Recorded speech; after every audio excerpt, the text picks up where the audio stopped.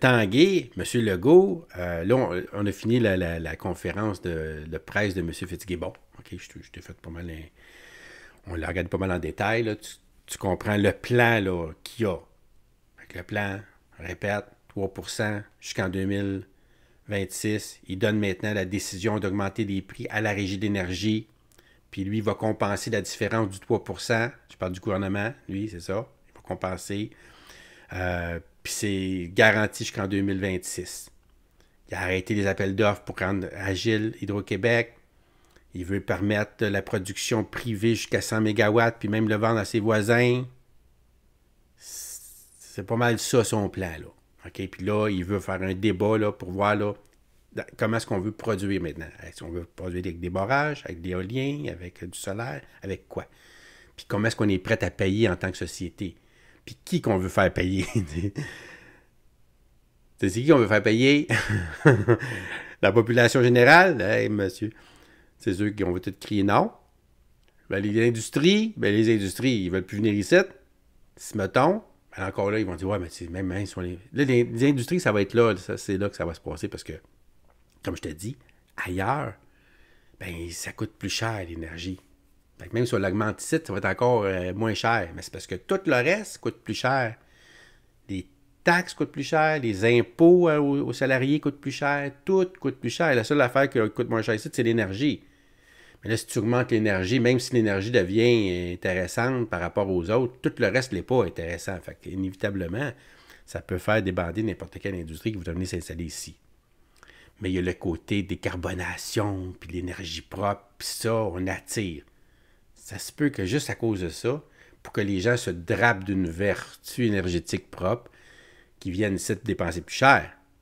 Ça se peut aussi. Ça dépend comment c'est vendu. Tout se vend. Tu sais, quand on dit qu'on peut vendre un frigidaire à un Esquimau, c'est parce qu'il n'a pas besoin, dans le fond. Puis il est tout content de l'acheter. C'est parce que tu as réussi à donner des bons arguments, tu sais.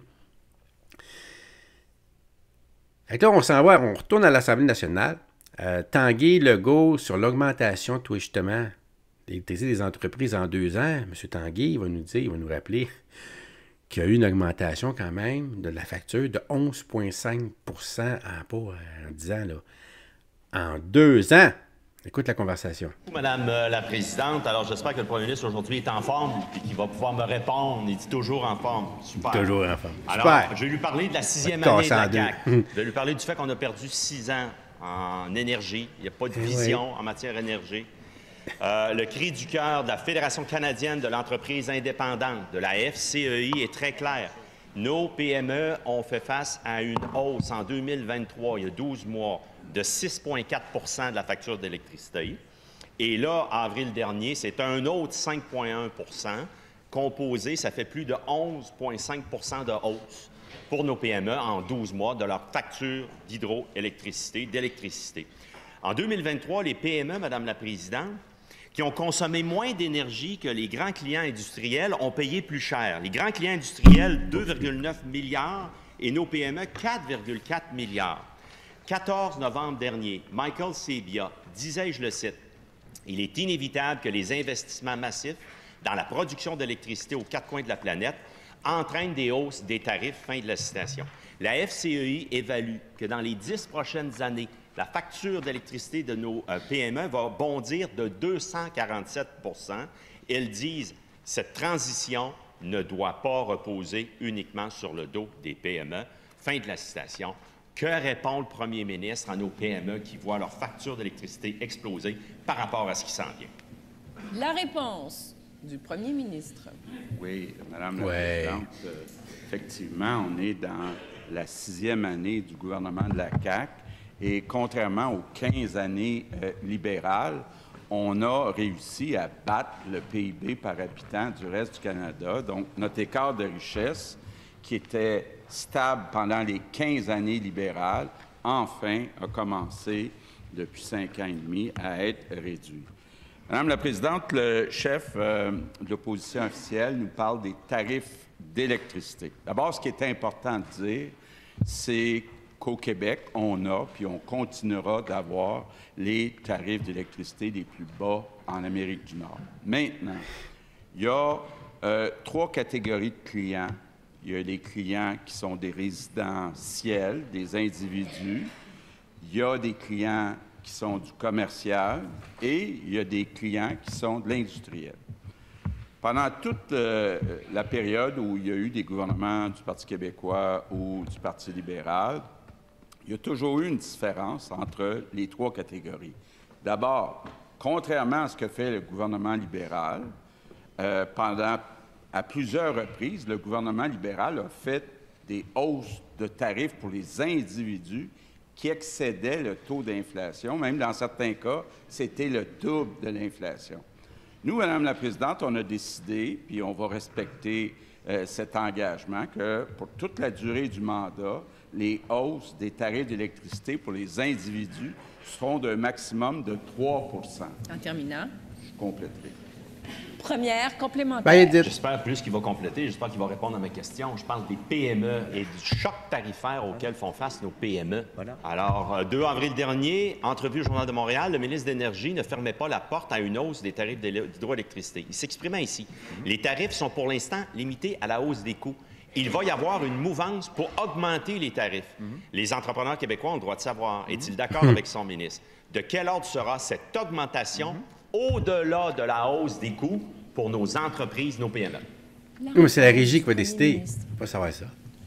Oui, Madame la Présidente, on a la chance au Québec d'avoir eu des premiers ministres visionnaires qui ont décidé d'investir, entre autres, pour développer des barrages. Je pense, entre autres, les barrages à La Grande, donc dans le nord du Québec.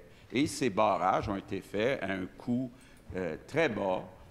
C'est ce qu'on appelle le bloc patrimonial. Donc, on en fait profiter aux individus. Maintenant, partout dans le monde, les nouveaux projets, même les projets qui ont été lancés par Jean Charest comme la Romaine, coûtent beaucoup, beaucoup plus cher que ce qui avait été fait il y a 30, 40 ans. Donc, c'est normal, Madame la Présidente. Je vais continuer. Deuxième complémentaire. Bien, je le remercie de reconnaître l'héritage de premier ministre libéraux visionnaire, Madame la Présidente. Vraiment, je suis d'accord avec lui. Je reviens maintenant à nos PME qui l'écoutent. Nos PME l'écoutent, le premier ministre. On aimerait ça, nous aussi, d'en avoir un présentement au Québec, un visionnaire, mais on n'en a pas. Qu'est-ce que vous voulez? François Vincent, vice-président FCI, disait « Ce nouveau choc tarifaire pour les PME va limiter leur capacité d'investir, à innover, à se positionner avantageusement pour leur avenir et pour l'économie de nos régions. » Que répond-il troisième fois aux PME? La réponse du premier ministre. Oui, bien, Madame la Présidente, si j'avais du temps, là, je pourrais faire une distinction entre les différents premiers ministres libéraux. Jean Lesage était visionnaire. Bon, Philippe Couillard, monsieur Austérité, lui disait « c'est fini, les barrages, c'est dépassé, c'est arriéré, les barrages ». Donc, je pense que c'était pas très visionnaire de dire ça, Madame la Présidente. Maintenant, une réalité, c'est que la nouvelle production d'électricité coûte plus cher, donc il faut que ça se reflète dans les tarifs. Par contre, on va épargner les individus parce qu'on a la chance d'avoir un bloc patrimonial. Donc, Madame la Présidente, c'est juste normal que les entreprises payent ce que ça coûte. Troisième complémentaire. C'est ça, et ça va être les entreprises. Je ne reviendrai pas sur les étiquettes, je n'irai pas là. Les entreprises disent, ils viennent d'avoir la confirmation du premier ministre que ça va coûter plus cher. Plus que la hausse des coûts, il y aura une hausse au-dessus de cela. On a devant nous un premier ministre, Madame la Présidente, qui a augmenté la taxe sur le gain de capital. Véronique Proulx l'avait dit, ça nuit à l'investissement. Et là, pour nos entreprises, ils viennent de confirmer.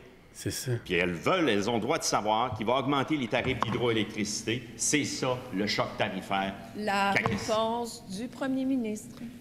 Bien, Madame la Présidente, grâce à des premiers ministres puis des hommes comme Jean Lesage, René Lévesque, on a un bloc patrimonial qui coûte moins de 3 sous le kilowatt-heure. Par contre, des nouveaux ouvrages comme la Romaine, qui a été lancé par Jean Charest, coûte 10 sous du kilowatt-heure. Donc, 3 fois plus. Donc, c'est normal que les entreprises payent plus. Donc, que suggère le Parti libéral? Oui, c'est ça. Qu'est-ce qu'il a rendu là? Mais ce que Tanguay il souligne, c'est que là, tu viens de t'harmoniser avec le fédéral là, pour taxer là, le capital. Hein? On l'a vu, là. C'est-à-dire que toi, tu fais de l'argent à un moment donné dans ta vie, c'est-à-dire que tu viens pour récolter. Là, toute ta vie, tu as semé, tu as payé ton bloc, tu as payé les intérêts là-dessus, toute ta vie, bon, tu l'as rénové, tu t'es organisé pour qu'il soit vendable là, quand ça va venir le temps de le vendre pour toi. Puis là, toi, tu n'avais pas prévu, là, quand tu as acheté ça il y a 30 ans, là, que quand tu vas le vendre, là, on va te taxer de ça, encore plus que normalement. Puis là, il a accepté ça, là. Fait que là, tu OK, c'est une gifle, là, tu sais. OK, ouais, c'est ça, peut-être j'aurais dû mettre ça dans les REER à la place, d'abord. J'aurais été moins taxé, là. J'aurais pu sortir comme je veux, ou, tu sais, comme je veux, là. Tandis que quand tu fais une vente, ben là, tu le vends, là. C'est là, le gain en capital, là. Tu vas une fois ta vie, là, tu peux pas vendre des 2-3 blocs par année, là. Tu vends un bloc dans ta vie, là. Tu vas faire 500 000, là, tu donnes 66% de ton du gain en capital. Aïe aïe. Puis là, tu viens d'ajouter que les frais d'électricité pour les compagnies, les industries, ceux qui ont un commerce, ça va leur coûter vraiment plus cher, là. Parce que toi, tu veux vraiment réserver ça, le bloc patrimonial, seulement aux résidents. C'est ça qu'on va entendre, tu vas me dire, là. Mais tu sais, je parle pour les compagnies, là, tu écoutes ça, là. Tu dis, OK,